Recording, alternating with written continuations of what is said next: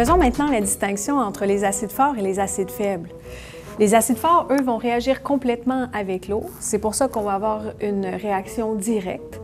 Donc, la réaction va se terminer une fois que tout le HCl aura réagi. C'est pour ça que lorsqu'on regarde le contenu d'un bécher qui contiendrait du HCl et du H2O, on remarque ici à la fin de la réaction qu'on n'a pas du tout de HCl. On a les ions qui ont été formés par la réaction, c'est-à-dire le Cl- et le H3O+, mais on n'a pas du tout de HCl de départ. Par contre, si on regarde plutôt un acide faible, ces acides-là, ça va être des réactions partielles avec l'eau. Donc, c'est pour ça qu'on va avoir des réactions à l'équilibre comme celle-là. Et d'ailleurs, si on regarde le bécher dans ce cas-ci, on remarque qu'à la toute fin de la réaction, il reste du HCOH parce qu'il n'a pas été complètement dissocié en solution. Voyons maintenant comment se compare le pH de ces deux acides pour une même concentration. Les deux acides utilisés sont à la même concentration, mais comme leur force est différente, leur pH est différent. Alors voici une liste non exhaustive des acides forts. Ce sont ceux qu'on va utiliser le plus couramment. Donc on parle de HClO4, H2SO4, HNO3, HBr, HCl et HI. Quant aux bases fortes, elles sont habituellement sous forme de sel avec un groupement OH ainsi que métal, par opposition aux bases qui, elles, contiennent des groupements NH ou encore NH2 qui, elles, sont toujours des bases faibles. Je vais m'assurer maintenant que tu as bien compris. Je t'ai dessiné 3 béchers avec les espèces qui contiennent une fois que ton acide ou ta base réagit avec l'eau. J'aimerais que tu sois capable de m'identifier pour chacun des béchers, premièrement, est-ce que l'espèce était un acide ou une base que j'ai fait réagir avec l'eau? Et je veux également que tu me dises si c'était fort ou si c'était faible comme acide ou comme base.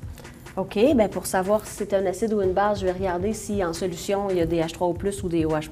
C'est un bon départ. Bien ici, je vois qu'il y a un H3O+, puis il n'y a pas de OH-. Ça veut dire que là-dedans, tu as mis un acide.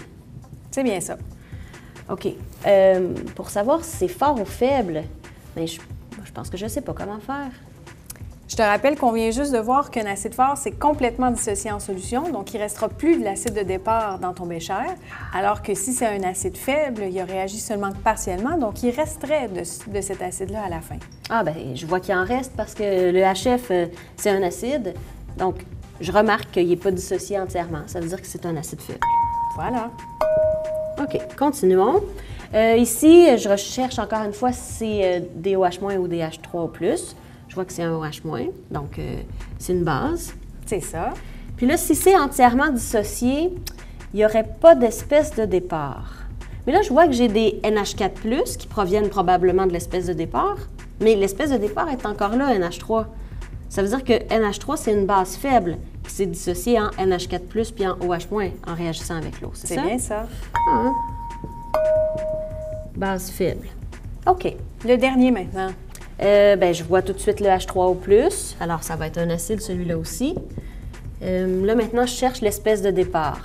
H2O, non. Le Br-, c'est un produit.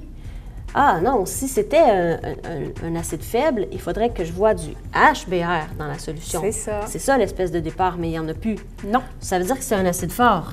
Ah, mais oui, HBr. Tu viens de me le dire, c'est un acide fort. N'hésitez pas à revisionner la vidéo autant de fois que nécessaire. Et pour vérifier votre compréhension, allez faire les exercices dont l'adresse est placée dans les commentaires en dessous du vidéo.